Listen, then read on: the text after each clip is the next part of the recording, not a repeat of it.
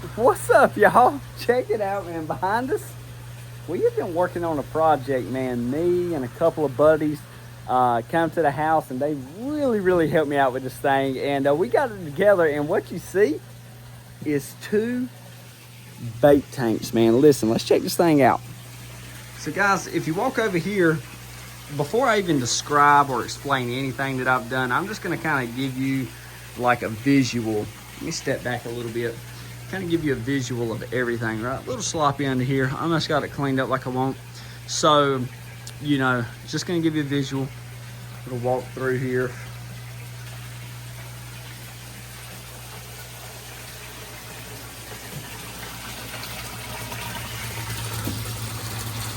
Okay.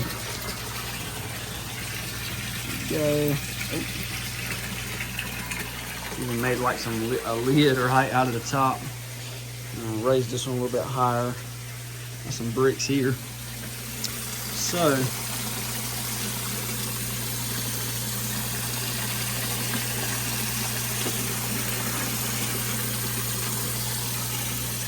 yeah, man. Just want to give you, like I said, the just the way it looks. You even got your drain valve here. But yeah, that's what we're looking like. So, buddies, Nick and David Campbell, they come over here. They help me out build this thing, man. I'm not able to do a whole lot right now.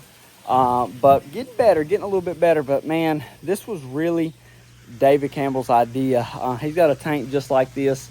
I replicated it, made mine just a little bit bigger. But let's go through it, and I'm gonna show you guys what I got. So right off the get-go, I've got a bottle of hydrogen peroxide. And as these tanks, there may not be none now, there's none now, it's perfectly fine. These tanks will build like a foam on top. Well, you can get the stuff called foam off, or you can take some hydrogen peroxide. I just got the 3%. I don't want a whole lot. And you can spray a couple sprays on the top, and it will do away with the foam. We've got Better Bait, which is what's in here that makes the water blue, and some things that it does. It conditions the water, removes chlorine, keeps bait frisky, lowers bait losses. Well, in these tanks anyway is well water, okay? So no chlorine, nothing like that, no city water. It is just spring water straight from the well, right? So very good water. It's cool, it's cold. So yeah, and then we got pneumonia. And the reason I bought this right here is, you know, when I'm transporting a bunch of brim or shad into these tanks, it can cause like an ammonia spike, right? And I can take a little bit of that, dump in there, and go ahead and kill that down.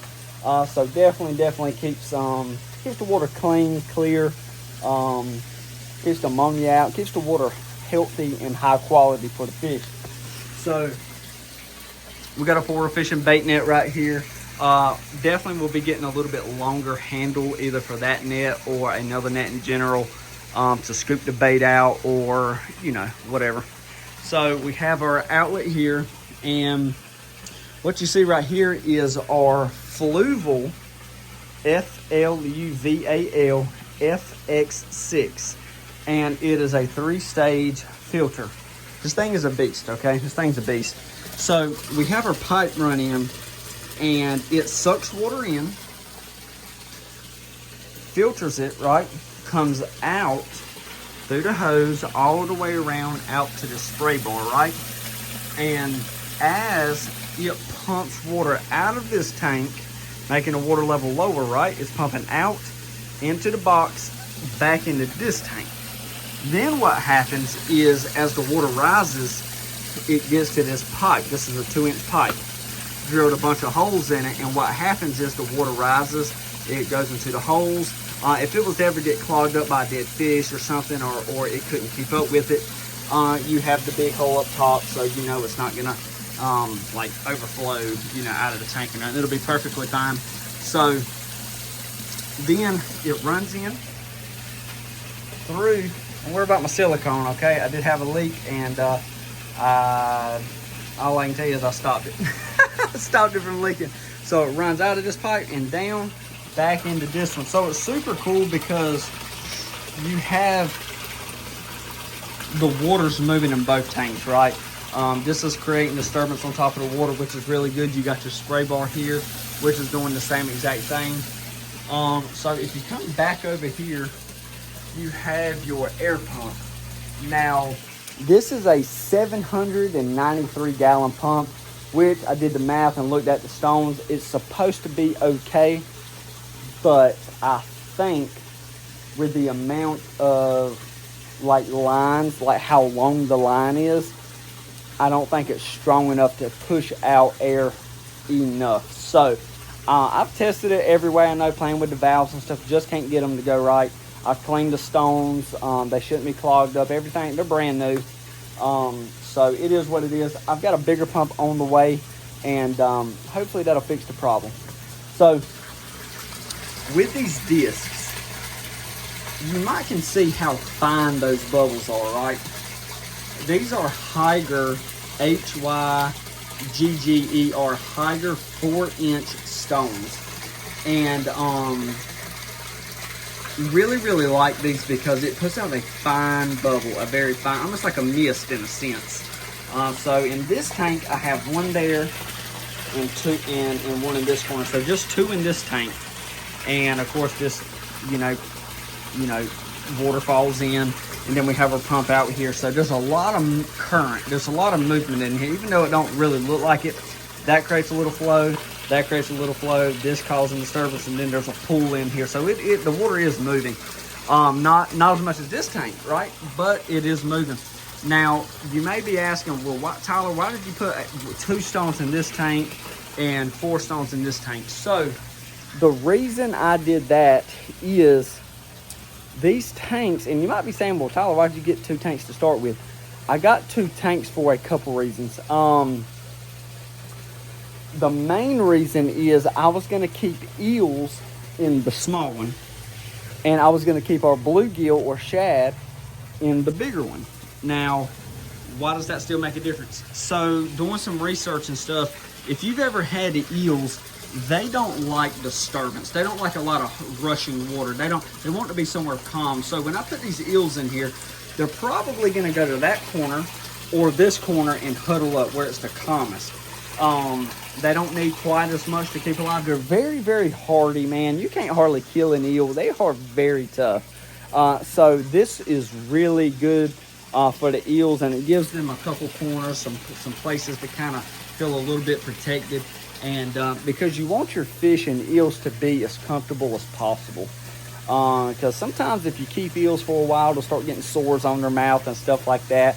And bluegill, they'll get like fin rot and they'll just look sick. And you want your bait, man, to be frisky, live, and healthy. So I'm still learning too. What we may end up doing later is coming around these tanks and putting like a blanket or some kind of insulation board or something to help keep it darker in there, right? And maybe even give a little insulation to keep the water cooler for a little bit longer. So you can close this lid, which is kind of ghetto. I added some hinges. That top's just there anyway. And then I just put these little tabs here that it catches, so the lid doesn't cave in too bad. So I might beef that up a little bit more. So same thing here, right? Got your tab, and your tab right here too. So in this tank you have 4 stones, and these things are putting out okay. Like this one right here is putting out very well, and that one over there is probably not doing a whole lot of anything that I can see, or this one's doing a little. So I'm just gonna step it up with the pump size, and if it is too much air, you can always dial it back a little bit with this manifold right here. This manifold. Now these things right here are very cheap. That pump was like 50 bucks. This thing was not cheap. This thing was like $360. Both of these were like 50 bucks a piece. So there is a lot going on here, right? So kind of give you the rundown again. We've got our shelf here for storing, our net and our pumps and chemicals and things like that. We have our outlets here, which is very convenient. Our pump, I'm gonna get this on some kind of stand so it's not on the ground. So you come over here. These tanks are sitting on blocks too, just to keep them off the ground. Made a little step here And you know, both of these tanks, if you can't barely see in there, but they have a main like valve, right? So you can push that in or pull it. Actually, you would pull it and drain the water out. So that really makes water changes easy, because all you got to do is open that up, change about 20-30% of the water, and guess what? We have our water hose right here. So this is super effective. We have water, we've got our tanks, we have lights mounted to see at nighttime. I mean, this is super cool. And while we're at it, man, come check this out. I'm gonna do a little something right here. Not sure what yet. If you look right here, this used to be an old well, way before I had it. Don't really know the history. But if you take your water hose and put water, spray it in here, it will actually lead to the pond. And so maybe might get a way to kind of keep water running in here if I need to. But so another project we're working on, guys, is this pond. So here's our pond. It's not massive, right? It's a good size. It's probably about 8 foot here, and it slowly tapers up to 0. So what we're gonna do, and we'll do some videos along the way, and if you guys have some advice, please let me know. But what we're gonna do here, I'm gonna get a big air pump, right? A big air pump that can aerate this whole pond. Because in the summertime, this thing will get low, it'll get kind of stagnant, and I can throw a big 9-inch disc in here with a big pump and aerate this whole pond. Man, they make some big pumps. So definitely got to get that. So we'll have our aerator. I'm gonna try to get some kind of plants, lily pads or something. I don't want the lily pads to overtake anything, but you know, as long as you maintain them, I think they'll be okay. There's already some fish in here, not an extreme amount, but there is some fish in here.